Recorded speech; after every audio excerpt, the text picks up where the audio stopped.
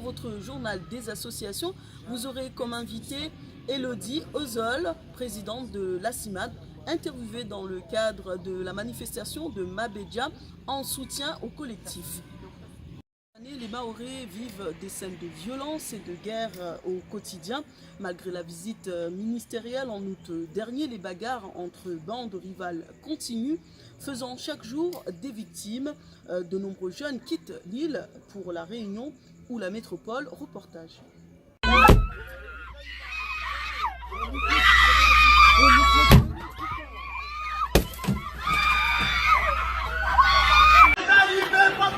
Des bus caillassés, des élèves attaqués par des jets de pierre alors qu'ils se trouvent dans le bus, des images de guérilla urbaine et de terreur au quotidien. Abachia, une jeune femme mahoraise qui vit à La Réunion, s'indigne de la situation sociale de son île. Ça me touche énormément parce que je suis native de Combani. J'habite à Combani, c'est-à-dire, c'est vrai que je suis ici à La Réunion, mais mes parents, ils habitent à Combani, toute ma famille habite à Combani. Mes parents, ce sont des personnes âgées qui ont 80 ans, donc c'est pas évident de vivre dans la peur.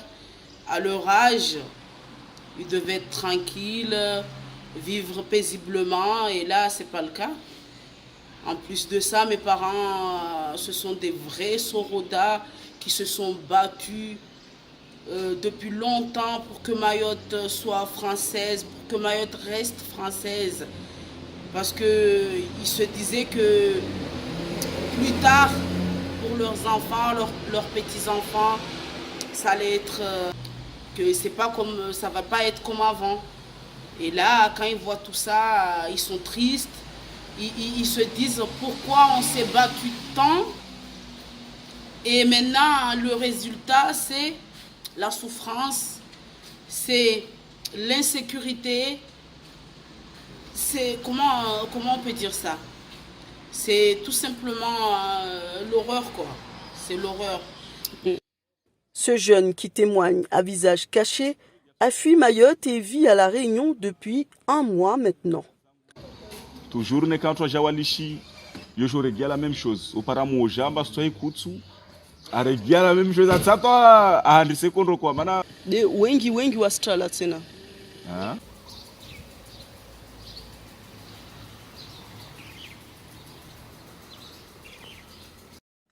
Et si, pour ces jeunes, les règlements de compte et les caillassages restent un jeu pour la population qui se retrouve prise en otage et victime des rivalités entre bandes, cette terreur quotidienne ne peut plus continuer.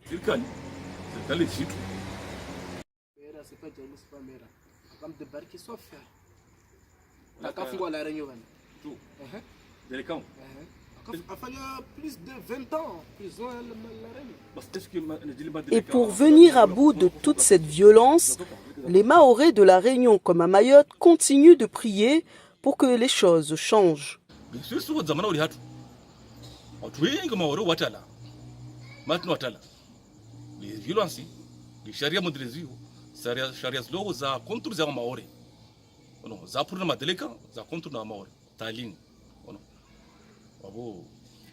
Madomana wala madomana wengi ni prefet ukam ulu handa wena avoka na juju majuju wao lazimu wakaoze loi yao yobe tongo za sawa pana wa maori bon nous juste doit tous les doigts mais comment ça tout ngamba tu difanye manara ko yema pareno so mlana mwende hanyo mbafaje grivanyo.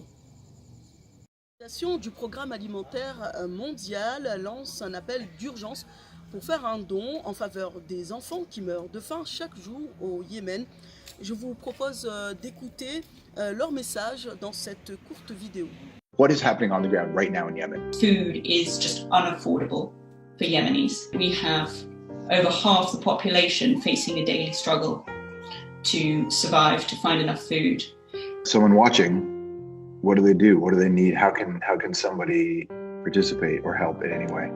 Individuals can donate to WFP. We can improve the situation for people, but we don't have the funds. And actually, we've had to cut assistance, and it's absolutely heartbreaking that We need the humanitarian assistance to save lives now, right now.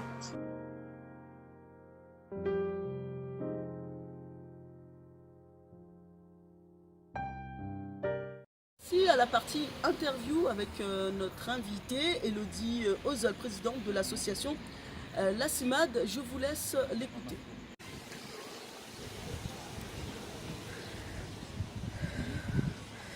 Ça nous semblait important parce qu'on est une association nationale qui défendons le droit des personnes étrangères en général.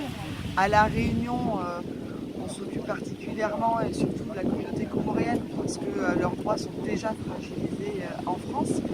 Et quand on voit ce qui se passe aux Comores, quand on voit le régime dictatorial qui a été mis en place et qui se durcit de jour en jour, les exactions, les droits fondamentaux qui sont bafoués, ça nous semblait important de nous mobiliser et d'appuyer le mouvement Mabedja et d'être avec eux dans cette lutte-là. Les Comoriens ne fabulent pas, c'est vraiment un régime dictatorial, parce que vous le dites avec vos mots. C'est un régime dictatorial absolument, non, parce que à partir du moment où les droits fondamentaux, l'institution judiciaire elle-même ne garantit pas les droits les plus élémentaires, quand les détentions sont arbitraires, quand les avocats n'ont pas le droit de voir leurs clients, quand des personnes sont disparues, quand les documents sont absolument pas légaux, alors on peut parler de dictature, puisque les droits fondamentaux ne sont pas respectés et l'état de droit est ce qui garantit une démocratie. C'est évident qu'on sait que le mouvement migratoire qui fait polémique, les compatriotes comoriens qui viennent se réfugier à Mayotte ne serait pas aussi important si les Comores vivaient en démocratie, si leurs droits étaient respectés, si le droit à l'éducation, à la santé, à une alimentation, à tout ce qui fait la dignité humaine était respecté. Donc bien évidemment Mayotte pâtit d'un régime dictatorial qui est juste à nos portes. Et ça c'est évident que nos collègues de la CIMAD Mayotte sont les premiers aussi à appuyer tout mouvement démocratique et comme à Mabedja. Oui. C'est un drame humain qu'on vit au quotidien à Mayotte avec ces quoi ça qui... Oui, c'est un drame humain, c'est un drame dont on ne parle pas assez. On a des milliers de morts chaque année qui sont en Kwassa. On a la problématique des mineurs isolés. Donc on a quand même des enfants seuls, sans parents, qui se retrouvent à Mayotte, sans éducation. L'état de droit à Mayotte, l'état de droit français n'est pas respecté, puisque Mayotte a un régime dérogatoire. Et on n'est déjà quasiment plus dans un régime purement démocratique français à Mayotte, oui, ça c'est sûr. Donc oui, c'est un drame humanitaire de tous les instants là. Si ces personnes pouvaient être soignées honorablement et dignement aux Comores, elles ne seraient pas ici. Et ça crée en effet des drames absolus, puisqu'on a des enfants qui viennent évassanés, seuls, sans parents, dans un hôpital pour des pathologies lourdes, ils sont un peu laissés à eux-mêmes. Et à La Réunion, on a un vrai problème sur l'accueil des évassanés, des parents qui accompagnent les enfants hospitalisés puisqu'ils n'ont pas de droit. Ils arrivent et ils n'ont pas d'hébergement, ils n'ont pas d'allocation, ils doivent se débrouiller. Tout ça avec souvent des enfants hospitalisés avec des pathologies lourdes, donc des parents angoissés. Et ils sont seuls, ils sont laissés à eux-mêmes et on ne prévoit rien, absolument rien pour ces personnes-là. Laisser des personnes en situation de précarité absolue, sans papier, c'est les laisser se débrouiller par eux-mêmes. Et donc ça va forcément créer tous les problèmes de pauvreté qu'on peut connaître avec des personnes qui n'ont accès à rien, à la santé, qui n'ont pas accès à la nourriture, qui n'ont pas accès à plein de choses, et ça crée un terreau de violence au final et d'incompréhension. C'est des personnes qui doivent être régularisées, qui doivent avoir un minimum de droits pour pouvoir vivre dignement à La Réunion. Ces personnes sont là, elles ont le droit d'y être, et c'est justement cette exclusion administrative est absolument intolérable. C'est une question de langage et de discours politique et de positionnement politique qui a évolué, c'est-à-dire qu'aujourd'hui, en effet, les migrants sont considérés par les discours politiques comme un problème, ce qui n'était pas forcément le cas toujours. Et il faut juste rappeler qu'un migrant est une personne qui part d'un point A à un point B en traversant une frontière, c'est tout. Et que derrière ça, ce n'est pas du danger. Ce sont des personnes qui ne peuvent rester dans leur pays, qui souhaitent le quitter, et c'est un droit fondamental, qui est le droit à la circulation.